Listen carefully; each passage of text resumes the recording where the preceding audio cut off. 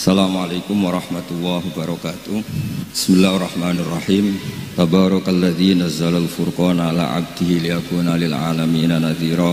Allahumma shalli wa sallim wa barik ala sayyidina Maulana Muhammadin wa ala alihi washabihi ajmain. Amma ba'du. Teng ngarsa sedanten pengasuh pesantren langitan ingkang kula hormati, wabil khusus teng Ki Haji Ubaid Fakih, Ki istri garwa ingkang kula hormati Neng Farid sedanten Gus Alawi, Gus Muhammad sedanten wonten Gus Muhammad, Nyai Mutamimah Harir sedanten ingkang kula hormati, para khotimat. Niki alhamdulillah keluarga langitan saged mencabut uzlah kula. Kula niku pun niat uzlah niku nyepi, tapi niki karena Gus Alawi ngersakno nggih kula badhe cerita-cerita ilmiah. Kula mboten badhe mauidhah hasanah, badhe cerita ilmiah yang mungkin pun mulai dilupakan konco-konco Quran. Kula badhe matur bilih khatam niku sae. Setunggal hikmahipun mengeluarkan Quran minal ghorobah ila syuhra. Jadi kalau banyak yang hafal Quran yang mungkin bagi orang banyak itu enggak terkenal menjadi terkenal. Mergi kathah tiyang semaan, kathah tiyang deres, kathah tiyang sing tersiksa kalau ada yang salah. Dados barokah apal niku ora dijaim. Nak riyen zaman rong apal ora maca salah tenang ae, bareng wis apal lu tersiksa. Sampai kata kejadian salat iku batal gara-gara makmume niku mboten trima imame salah. Dadi maca berhubung imame niku salah dielingno. Dielingno ora ngandel terus nek ora percaya delok Qur'ane, akhirnya nggih batal wong ngomong. Terus cerita-cerita tentang tahfidz kula wau matur Gus Alawi niku cerita-cerita seputar Quran. Dados riyen kula cerita betapa sulitnya sahabat mengumpulkan Quran. Dulu itu pernah ada 2 ayat yang wawunya itu agak-agak kelihatan hilang. Ngene iku tenggene ayat laqad taballahu 'alan nabi wal muhajirina wal ansori. Lah niku setelah itu tuh wawunya agak burem. Apa enggak ada wawu? Niki kula cerita kangelane sahabat ngempalaken Quran.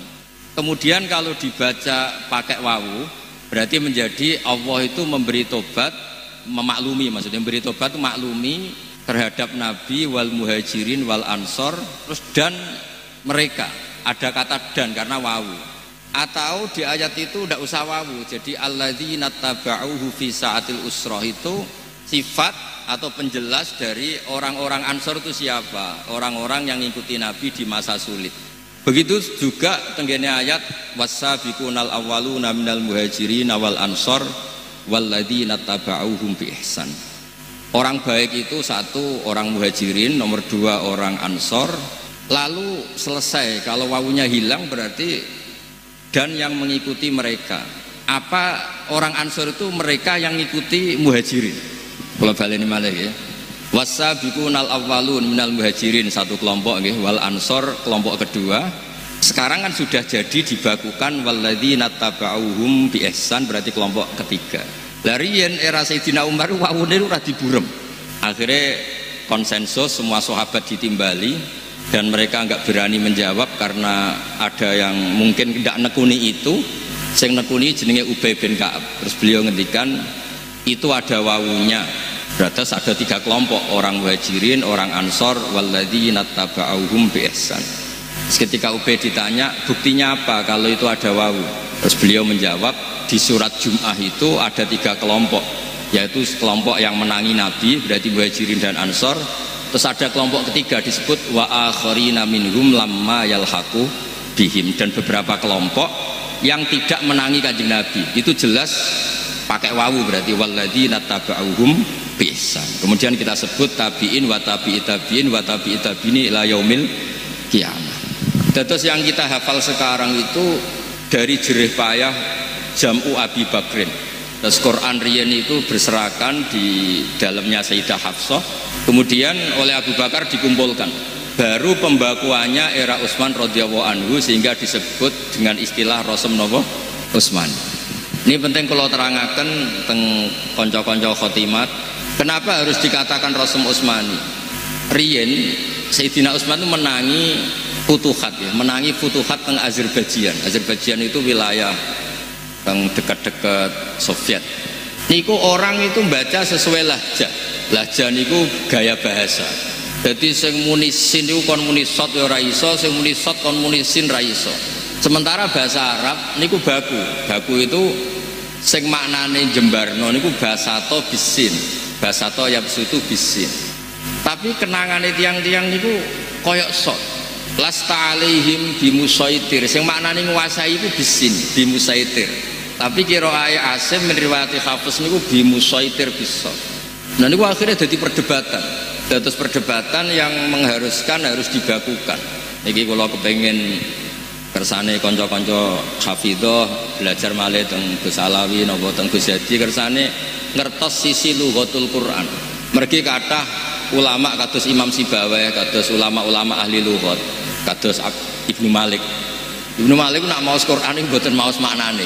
Maos misale ya ayyuhalladzina amanu mayyartadda minkum an dini. Man itu huruf jazim karena yang dijazmkan tuh fi'il mudhoaf boleh yartadda pakai idgham, tapi terusannya sebagian ayat wa may yartadid minkum andini berarti fakul idgham.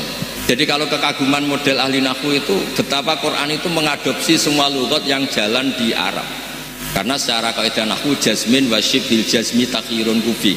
Jadi orang boleh bilang lam yamudda, boleh bilang lam yamdud, boleh bilang muda, boleh bilang umdud. Berarti boleh mayar tada, boleh bilang mayar tadid. Karena itu keahlian yang menjadikan mereka kagum. Hadal Quran maliyun bil arabiyah. Ini Quran luar biasa bahasa Arabnya. Semua potensi lughat dipakai. Jadi pengagum Quran itu macam-macam. Wonten tiyang malih sing mun kang mboten usah kang malah bingung nek beto mriki mawon salam iki. Niki ra bid'ah niki wong ngaji disukani. Mun kersane teng mriki. Nggih kula cerita nak khatam itu sementing didres niku pun lazim. Kula badhe cerita ilmiah mawon. Karena niku wilayah sing kula tekuni. Wonten ulama Imam Amudi niku sing dikagumi Syekh Mahfud At-Tunusi babae garwane Gus Alawi. Imam Amudi niku maos am khuliqu min ghairi syai'in. Mosok bumi sing wujud, langit sing wujud kemudian diciptakan oleh ketiadaan. Mesti hadhil maujudat mesti khalaqaha maujudun. Jenenge barang ana sing gawe mesti ana. Mosok barang ono kemudian penciptanya sesuatu yang tidak ada. Niku disimpulna saking ayat am khuliqu min ghairi syai'in. Karena Imam Amudi gadah sanad riyen Jubair bin Mut'im niku sahabat sing riyen pinter-pintere wong Arab. Niku masuk Islam mergi pas negosiasi perang Badar Asra Badrin, yang mbake datang sebagai negosiator untuk membebaskan Asra Badrin tawangan Badar. Delalah kanjeng Nabi pas maos surat At-Tur, wat-tur wa kitabim mastur fi raqqim mansur, saterusé sampai wonten ayat am khuliqu min ghairi syai'in. Niku jawabe Jubair bin Mut'im, apa yang dibaca Muhammad itu tidak menyisakan akalku sama sekali. Akalku harus tunduk. Karena kalau hadhil maujudat, ini alam ini maujud, masa diciptakan ketiadaan? Bagaimana al-adam yakhluqu maujudan, suatu yang enggak ada kemudian menciptakan yang ada. Niku dadosaken Imam Amudi wa min karomatihi ini sing diceritakno Syekh Mahfud At-Turmusi. Kalau wingi dipesini Gus Maham kan maca At-Tarmasi, pokoknya niku nak teng sarang bae Gus Alwi niku ngendikan ajamin fasna bihi masita. Mulane ana Turmudi, Tirmidzi, Tarmidzi, Ustukhri, Istokhri sembola sak ketemu. Ya sing sakake Mbah Fadl As-Senori dadi nopo? As-Sinoiri wong bahasa Jawa dielal ya pusing tenan. Imam Amudi niku keramate niki sing diceritakno Syekh Mahfud At-Turmusi. Niku kan mulang malaikat, kan mulang tauhid, mulang matematika. Niku kula bolak-balik ceritane. Ditang malaikat niku didhawuhi ngeten mbek pangeran, kon ngaji tauhid ambek Imam Amudi. Lah Imam Amudi niku sinten Gusti? Guru matematika. Imam Amudi niku guru matematika. Terus dikenerangaken, bagaimana Anda yang manusia teng bumi, bumi wak ruwet. Dandutan yo ono semacam-macam ono. Kok iso roh pangeran tenanan niku piye? Terus Imam Amudi nulis angka 1, 2, 3. Badhe niku nulis angka 1 juta, 1 miliar. Pokoknya nulis ngawur mawon Bapak nulis. Terus beliau ngendikan angka itu 2 atau 3 atau 1 miliar itu binisbat ilal wahid, itu nisbatul far'i ilal asli. Cek angka cek loro, cek telu, cek sak miliar dibandingkan angka 1 itu nisbatul far'i ilal asli. Kabeh ku mau cabang dari angka 1. Makanya fadil maujudat asluha wahid. Ngene ku Allah taala. Jadi aku roh pangeran ora usah kaya kowe malaikat ngenteni nggawa aras dadi panitia kiamat lagi roh pangeran itu dadi akhirnya itu diakuni betapa barokah matematika. Angka seberapa banyaknya niku bin nisbat ilal wahid kabeh niku cabang. Nisbatul far'i ilal napa asli. Niku dalile saking am khuliqu min ghairi syai'in. Masa donya sing kaya maujudat ngeten iki dimulai tanpa sesuatu sing wujud. Terus tiang nekuni Quran macam-macam. Wonten sing nekuni kados santri-santri sing ra payu rabi. Iki donga mahabbah. Ono santri sing ra duwe dhuwit, waqiah donga nekakno dhuwit. Lah niku sing mulai kacau nih. Quran dados jimat. Akhirnya golek Istanbul terus dibodoni bakul-bakul Istanbul nih. Kabeh muni asli. Tapi regane mung 20.000. Kula nate teng pasar niku takok, "Mas Istanbul regane piro?" 20.000, Gus. Nak sak piro? 1 juta. Niku nak didol teng putih-putih nak sing ngedol keramat itu ya terus koyok larang. Ini sakake Quran. Terus tiang nekuni Quran sing disebut ahlul Quran, ahluwah wa khosotuh. Niku termasuk nekuni makna. Kalau wingi matur teng pondokipun ning Izah kula matur, nekuni makna itu juga amrun muhimun, sesuatu yang prinsip. Mungkin iki mbak-mbak harus mengkaji ini juga. Saktah, kalau bolak-balik cerita. Saktah itu keharusan siyakul kalam. Mergi ada 2 lafadz yang kalau tidak disakta itu melahirkan salah paham. Ya misalipun yang terkenal gitu. Walam yaj'allahu iwaja. Allah tidak menjadikan Quran itu iwajan ing bengkong. Nah sampean waca langsung qayyiman lan ora digawe ing jejeg. Berarti Quran itu tidak bengkong, juga tidak nopo lurus, tidak jejeg. Itu kan fasadal makna, makna menjadi rusak. Tapi kalau disakta, Allah tidak menjadikan Quran itu bengkok, mandek. Ora bengkok iku apa? Qayyimah, maknane jejeg. Kados kula bolak-balik nyontokno, "Cung, aku aja celukno Zaid, mandek Umar." Berarti yang harus dipanggil nopo? Umar. Tapi kalau tidak ada jeda, aja celukno Zaid, Umar Bakar, berarti semuanya dilarang dipanggil. Sehingga filosofi sakta itu memang keharusan. Begitu juga kalau sering nyontokno, ketika orang kafir bangun dari kubur, mereka tanya, "Mam ba'atsana mim marqadina." Sing nangekno aku iku sapa? Terus dijawab kalian Allah, "Hadza ma wa'adar rahman." Iki wis wayahe Allah buktekno janjine. Jadi sing awal kalimatul mustafhim atau kalamul mustafhim, sing kedua kalamul mujawib, sehingga ada tanya jawab. Nah karena tanya jawab gak boleh dibaca langsung, nanti fasadal makna itu menjadi rusak. Itu juga ada pakar-pakar yang menekuni spesialisasi saktah wakaf. Mulane ngendikane Ibnu Jazari ngendikan wa ba'da tajwidi kalil hurufi la budda min ma'rifatil wuqufi. Setelah Anda tajwidnya benar, Anda harus nekuni wakaf. Ada beberapa wakaf Dawi Abdul Hadi Segaf tenggene surat Zumar atau surat Mukmin. Begitu juga telah menjadi titah Allah kalau orang-orang kafir itu pasti ashabun nar. Coba kalau sampean baca wasol, itu sampean nanti bisa didemo sama malaikat. Kalau sampean baca wasol itu ashabun nar itu siapa? Alladzina yahmilunal arsy. Itu betapa tersinggungnya malaikat hamalatul arsy karena menjadi badal cara nahwu dari ashabun nar. Jadi kalau suwun mbak-mbak sing hati-hati wakaf, masa semaan kesusu ya mboten usah diabrak mawon wakaf nis. Wa kadzalika haqqat kalimatu rabbika 'alal ladzina kafaru annahum ashabun nar waqaf. Terus alladzina yahmilunal arsya niku mubtada berdiri sendiri, mengke khabare niku yusabbihuna bihamdi rabbihim.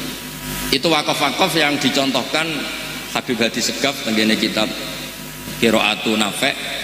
Kersane orang itu tahu sisi ekstrimnya. Jadi sampean nek belajar wakaf niku delok sisi ekstrimnya. Betapa ashabun nar niku mboten saged diterangno kalian alladzina yahmilunal arsya. Karena ashabun nar tentu tidak orang-orang sing yahmilunal arsya. Terus nomor 3 dari sisi makna. Kula sering maos kitab, kula nu gadah kitab Rasul Usmani kata. Di antara sing kula gadahi niku kitab tentang kecerdasan Qur'ani. Niku beliau ngendikan hatta inna tilawatal makna afdalu min tilawatil lafzi. Sehingga pada akhirnya tilawatul makna itu juga kadang-kadang lebih utama ketimbang tilawatul lafzi. Misalnya ngeten nggih niki kula suwun terutama teng kangkang, ada banyak hafid yang karena tidak pernah belajar fikih itu tidak risau kalau ada nikah atau cerai yang tidak sesuai syar'i. Karena dia tidak pernah tilawatul makna.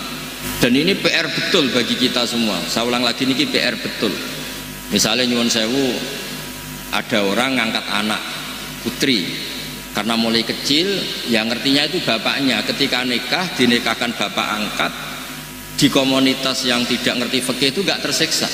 Padahal yang boleh jadi wali itu bapak nopo kandung, dan Allah Ta'ala telah membatalkan at-tabanni, anak angkat secara nasab niku boten nangsal dados wali. Dan itu Allah ngendikan secara jelas ud'uhum li abaihim wa aqsatu indallah. Sehingga kula nu kepengin niki cerita mawon niki cerita, jangan sampai keterkenalan lafate Quran niku tidak diimbangi dengan keterkenalan makna. Kula gadah cerita zaman sahabat Subai'ah al-Aslamiyah niku nglahiraken nggih dados bojone badhe kapundhut 16 hari saking bojone kapundhut niku piyambake watul hamli.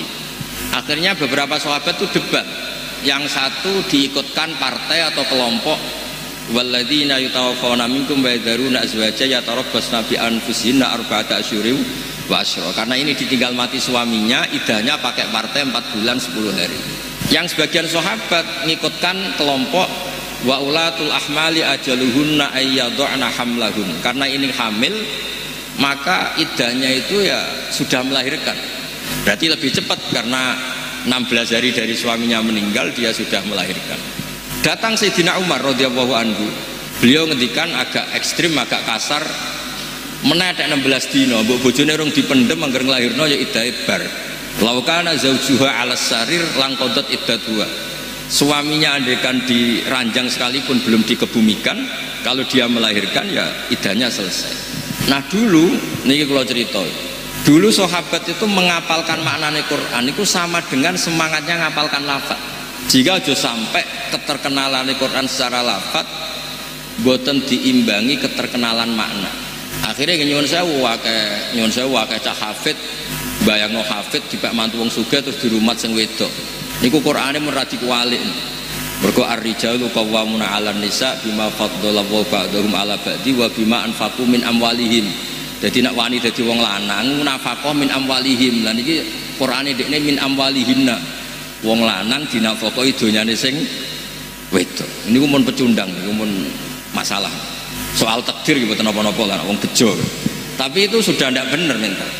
Lan kula nate maos teng kitab penak lanang tenan maca Quran yuyun fikun. Kita hafid, kita punya mental ingin memberi. Jangan kita hafid bayangno nek sapal Quran diumrohno wong gratis, digekno omah, digekno masjid. Berarti Quranem kuwalik, ora yunfikun tapi yunfakun. Jadi macane yunfikun, mentale yunfakun. Jadi macane yunfikun yang memberi infak, mentale ingin diinfaki. Nah hal-hal seperti ini cara kula juga tidak kalah pentingnya, supaya bersamaan dengan kita yang punya status ahlul Quran, ahlu wa khosotuh, bersamaan dengan itu juga kita mbuh piro kadare, kula suwun mbuh piro kadare niku punya mental-mental Qurani. Mulane kula niku ngantos sak mangke nggih. Pokoke ngapal Quran nggih apal mawon, mulang tafsir nggih mulang mawon. Kula mboten nate kepikiran dapat terkonversi oleh dunia nopo pangkat, mboten nate kepikiran.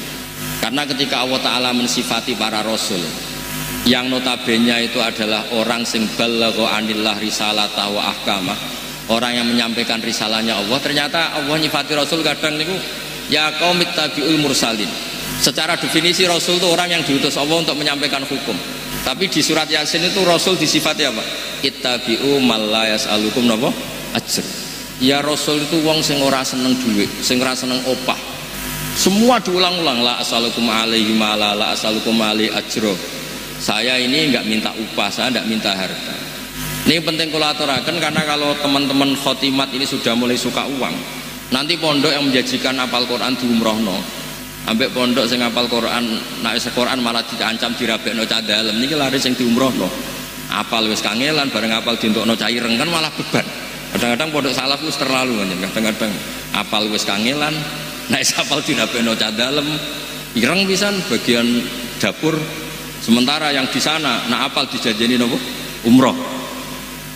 Itu kan terus langit mbek bumi, cara sistem pemasaran itu terus perbandingannya langit mbek bumi. Cara kula mboten usah ngoten Mas. Pokoke nek wani dadi ahlul Quran niku kedah ikhlas. Mau ikhlas niku gampil dilatih. Kula nate mau sebuah hadis meskipun niku dhaif ya, tapi dijalankan ulama. Man utiyal Qur'ana faro'a anna ghairahu utiya afdhala mimma utiya faqad istasghara. Sebagian riwayat faqad haqqara ma'ad huwa. Orang dikasih Quran, dan Quran itu spesial. Kemudian dia mengira ada orang lain yang lebih baik ketimbang dia, dikasih sesuatu yang lebih mulia ketimbang dia, maka dia menyepelekan apa yang dikasihkan Allah Subhanahu wa taala. Mulane kula niku pun pede sak pede-pede niki. Mboten krana sombong. Kula niku misalnya hafal Quran, kok nganggep ana wong liya di bojo ayu terus kula nganggep kalah derajat mboten ngarah. Tetep mulya kula. Riyen bapak kula ana wong terkenal wali, wonge hafal Quran dari bapak ijek wali aku. Kok saged, Pak? Lah kok hafal 6 ayat dadi wali aku hafal 30 juz. Mulane monggo nak Mbak GR wali monggo kula dukung. Tapi nak tak semak kudu bener.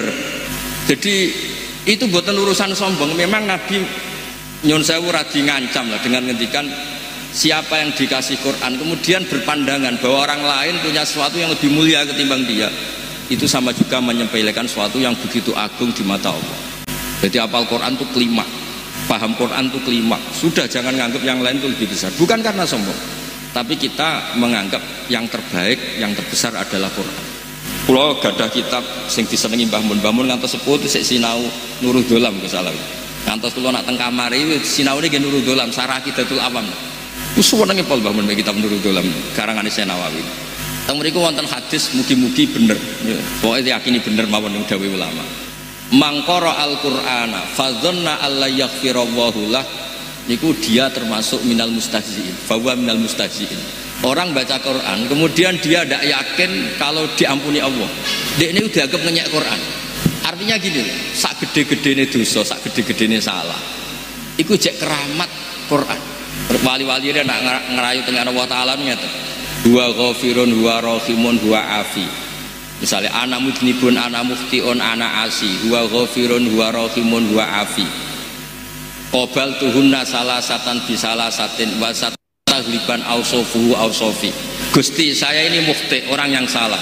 Saya ini asin, orang yang sering maksiat. Saya ini adalah orang yang sering salah.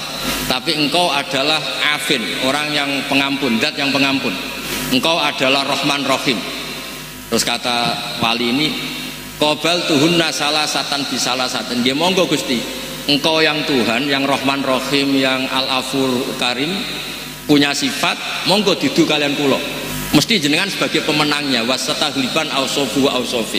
Mosok pangeran muni Ghafurur Rahim terima kalah dosane mbek kangkang mergo sering delok mbak-mbak. Kan ya ora lucu.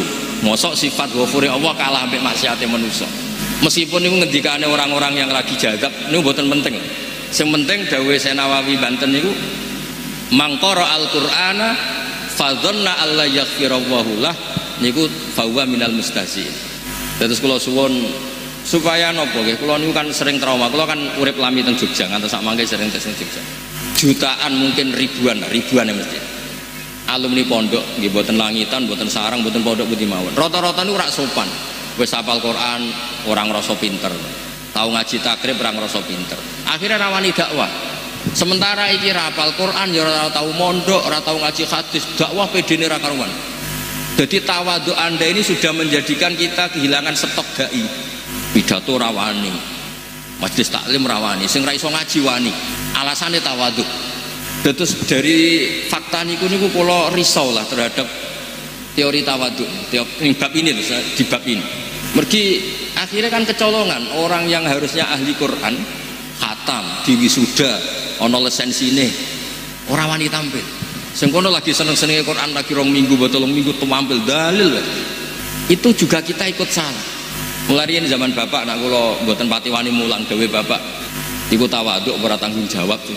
Jadi kalau ada orang beto Quran kemudian tidak berani tampil, bapak mboten ngislano tawadhu tapi mboten tanggung jawab. Terus kula suwun bapak sing pun khatam, wis ketokno nak Anda ahli Quran, Anda sudah punya sesuatu yang terbaik. Jadi ora usah kesusu rabi, wis punya sesuatu yang apa?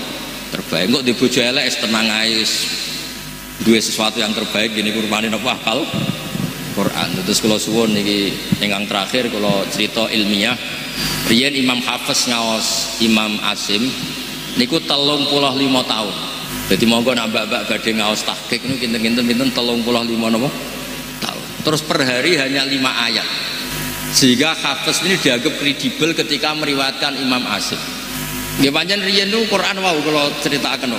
Mboten enten titik, mboten enten harokat. Sehingga kalau misalnya mamang selain talaqi min afahil masyayikh, sekali mamang itu nggak ada solusi kecuali tahqiq.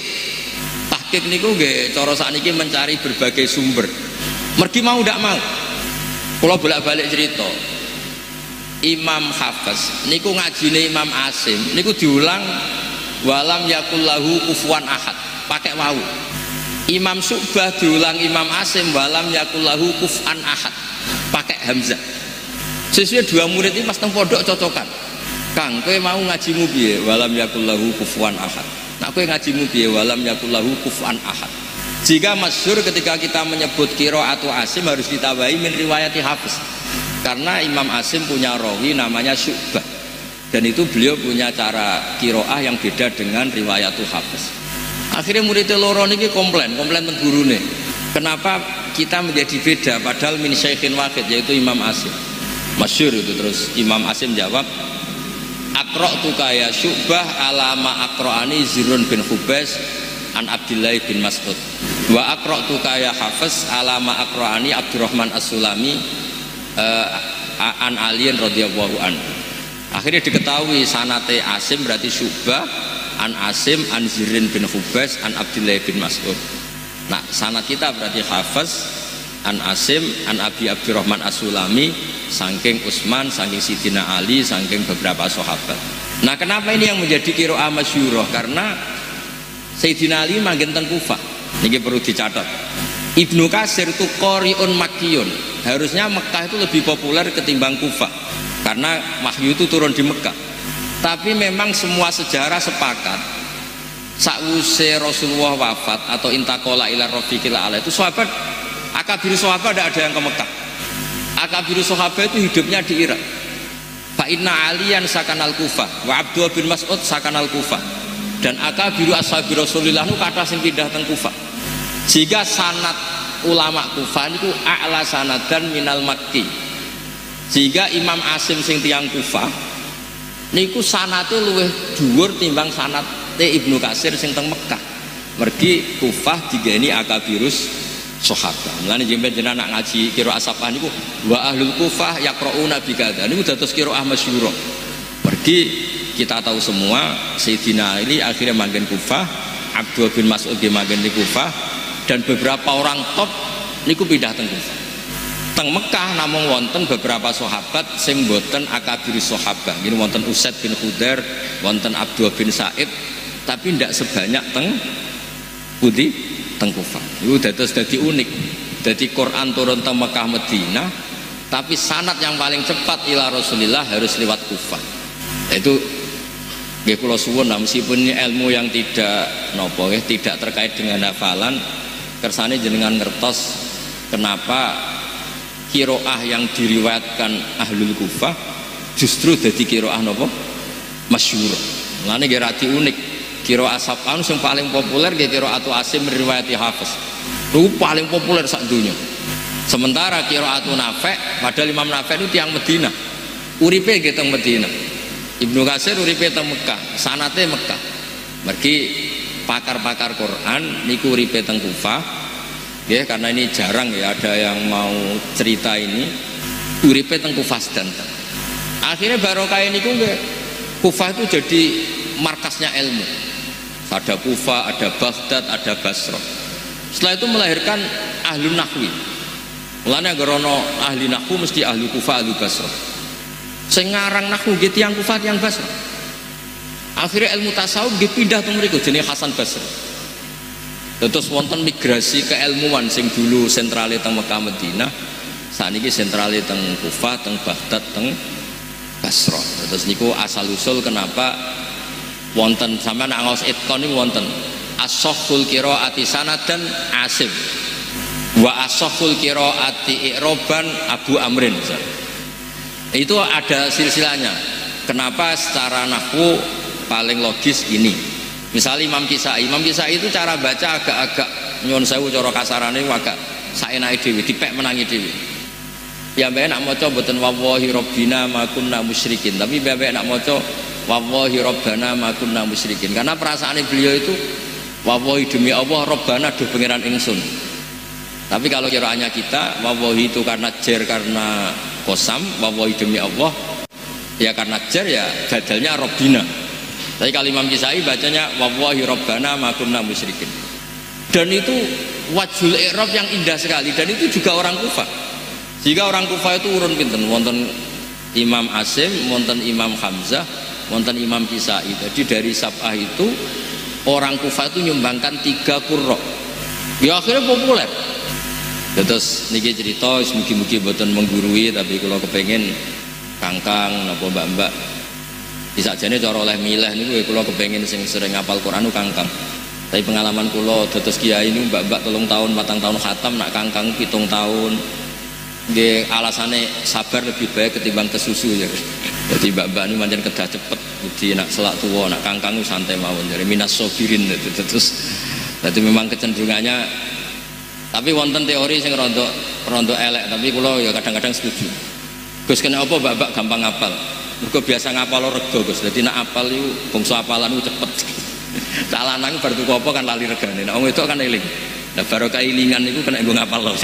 Muga-muga pengamatan niku salah. Mugi-mugi salah nggih ngoten mawon. Wassalamualaikum warahmatullahi wabarakatuh. Jadi itu teman-teman, sedulur-sedulur semua, tentang ngaji kita bersama dengan Gus Baha kali ini.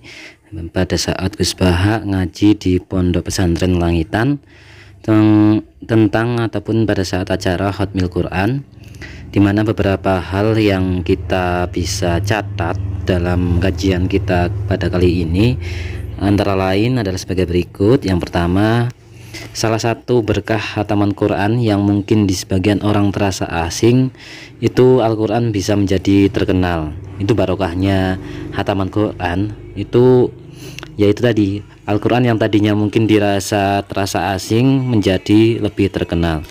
Kemudian Gus Baha menceritakan cerita-cerita atau kisah-kisah tentang Al-Quran atau yang berkaitan dengan Al-Quran. Di antaranya ada betapa sulitnya para sahabat Nabi saat melakukan pengumpulan dan juga pembukuan Al-Quran. yakni pada masa Abu Bakar dan Umar itu dilakukan pengumpulan mushaf Al-Quran. Kemudian pada masa Khalifah Utsman itu dilakukan pembukuan. Kemudian catatan selanjutnya, pada masa dahulu banyak daerah yang membunyikan Al-Quran sesuai lughat atau sesuai logat dari bahasa masing-masing daerah, sehingga perlu diadakannya atau dibakukan lafaz Al-Quran ini dengan benar-benar baku gitu, sesuai dengan bahasa Arab atau yang nantinya itu menjadi qiraah sab'ah. Kemudian lagi-lagi Gus Baha di dalam acara ngaji kali ini menolak diberikan makanan ataupun minuman saat beliau ngaji. Ini menjadi, bahkan beliau mengatakan bahwa itu adalah bid'ah ya. Kemudian ada yang bernama Jubair bin Mut'im, orang yang terpandai di daerah Arab pada masa Nabi, itu masuk Islam karena takjub dengan logika yang disampaikan oleh Al-Quran. Kemudian ada juga kisah dari Imam Amudi, guru matematika yang diminta mengajari ketauhidan kepada malaikat melalui ilmu matematika. Jadi malaikat saja diulang atau diajari oleh Imam Amudi ini. Kemudian ada pernyataan mulai kacau jikalau Al-Quran dijadikan sebagai jimat. Nah, ini sangat kasihan nasib Al-Quran kalau dibegitukan, kata Gus Baha. Kemudian ahli menekuni Al-Quran itu juga harus menekuni makna dalam Al-Quran itu sendiri, karena menekuni makna Al-Quran itu termasuk prinsip utama dari ilmu Quran. Kemudian setelah Anda tahu tajwidnya dengan benar, maka Anda harus menekuni waqaf, karena waqaf juga penting, karena waqaf juga menentukan makna nantinya ya. Kemudian tilawatul makna kadang lebih utama daripada tilawatul lafaz, ataupun membaca makna itu kadang lebih utama daripada hanya membaca secara lafaz saja. Kemudian Gus Baha juga menyindir bahwasanya pecundang bagi laki-laki yang mengharap diberi infak oleh istri atau orang lain. Jadi mental seorang laki-laki itu ya harus memberi, bukan diberi gitu ya. Kemudian mental Qurani adalah mental mandiri dan mental memberi, bukan mental tergantung pada orang lain dan minta diberi hadiah dan sebagainya. Itu bukan mental Qurani. Karena berani menjadi ahli Al-Quran berarti berani ikhlas meskipun tidak dapat upah atau reward dari orang lain. Ya intinya adalah hafal Quran itu ya anugerah atau takdir besar.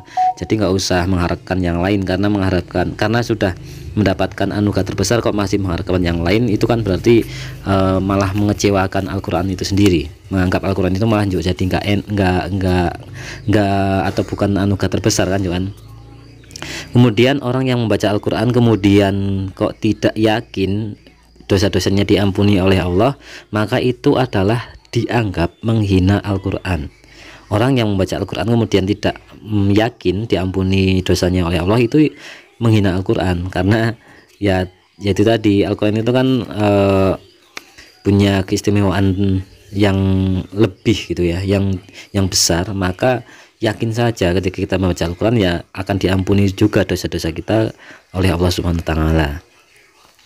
Kemudian orang berilmu dan hafal Quran harus berani berdakwah. Nah ini juga penting, sudah hafidz, sudah berilmu, ini juga harus berani berdakwah, karena jika hanya tawadhu itu menghilangkan kesempatan orang baik, orang berilmu dalam bidang dakwah. Bahkan itu bisa dianggap sebagai tidak bertanggung jawab kepada ilmunya. Jadi orang yang sudah berilmu kok masih diam-diam saja, tidak mau menyampaikan ilmunya, itu ya dianggap tidak bertanggung jawab atau menghilangkan kesempatan orang baik, orang berilmu untuk menyampaikan kebaikan itu. Nah kemudian kisah ataupun cerita mengenai migrasi keilmuan dari Makkah ke Kufah sepeninggal Rasulullah SAW. Dan yang terakhir itu diakhiri dengan mendapat dari ini, bahwasanya kenapa sih perempuan itu lebih cepat menghafal, termasuk dalam menghafal Al-Quran. Itu ternyata ya ini kesimpulan yang guyonan ya, itu ternyata kenapa perempuan lebih cepat hafal, karena perempuan itu terbiasa menghafal harga barang saat berbelanja, sehingga efeknya itu sampai juga kepada lebih cepat menghafal Al-Quran. Sedangkan kalau laki-laki kan ketika berbelanja itu nggak peduli harga ya, harga berapapun ataupun ya nggak ingat-ingat harga, yang penting bisa membeli ya udah gitu. Kalau perempuan kan diingat-ingat harganya, ada selisih berapa diingat gitu. Jadi beliau itu ataupun perempuan itu lebih cepat hafal daripada laki-laki. Dalam konteks menghafal Al-Quran pun juga demikian. Ya itu guyonan tapi ya agak masuk akal juga sih. Oke, terima kasih teman-teman. Mungkin itu saja yang bisa kita sampaikan untuk catatan kajian kita bersama dengan Gus Bah kali ini. Semoga kita mendapatkan berkah selalu dan selalu dibimbing oleh Allah Subhanahu wa Ta'ala untuk senantiasa mencintai keilmuan dan tetap iman Islamnya. Terima kasih teman-teman, barokah dan mugi-mugi kita juga mendapatkan syafaat Rasulullah SAW. Semoga berkah dan berkahi. Terima kasih. Wassalamualaikum warahmatullahi wabarakatuh.